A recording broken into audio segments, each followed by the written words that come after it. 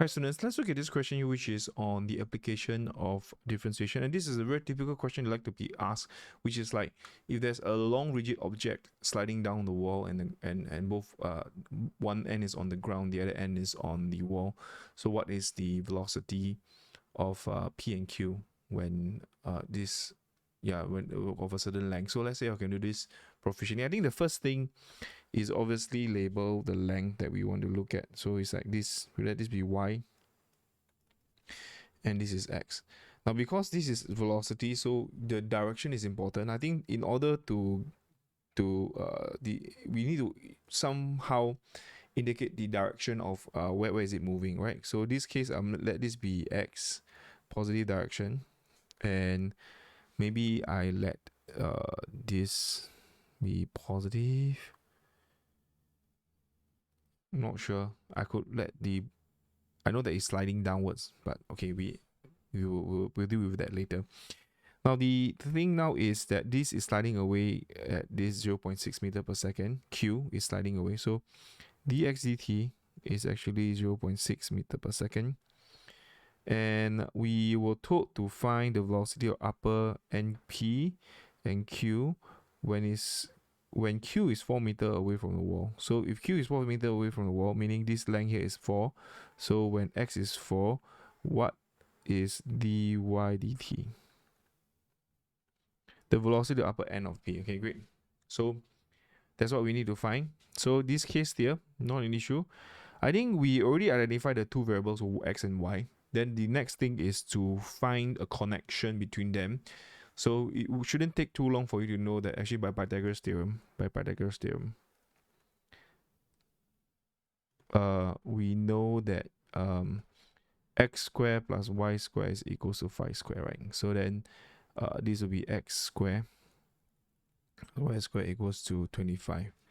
And essentially, if I want to find dy dt, I know that this is dy times dt here.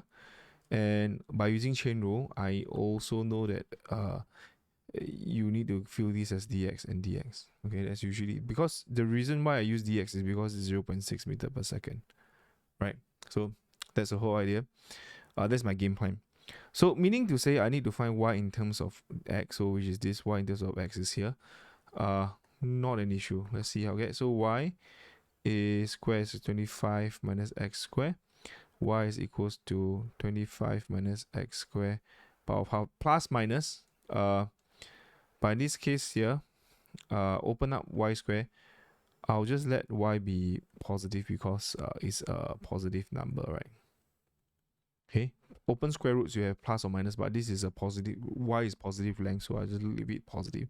So dy dx here will just be using chain rule, shouldn't be an issue here. Outer layer, inner layer, there you go. So this will be half 25 minus x square minus half minus 2x. So this would then be, cancel this away, there'll be a negative x over square root 25 minus x square dy dx. So this case here, if I want to find dy dt, which is what I was told to find, dy dt will be the rate, the velocity of which the upper NP sliding downwards. Okay, so this case dy dt would then be dy dx, which is this one over here, 25 minus x squared times 0.6. So when x is equals to 4, which is, we were told that this is 4, right? So then that will be dy dt minus 4, 25 minus 4 square, 0.6. Is 4 divided by square root 25 minus 16, 0.6 times negative 1, that will be negative 4 over 5 meter per second. Okay, so hence P is sliding downwards. Negative meaning is in negative direction here. Okay, so this is negative direction here. So upper NP, the velocity of the upper NP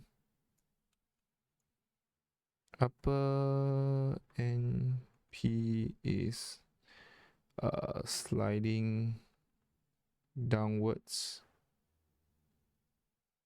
at speed of 405 meter per second. So the velocity, you have the downwards part.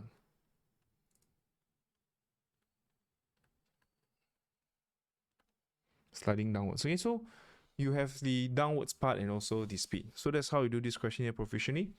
If any question, please do let me know, and I'll see you in the next question.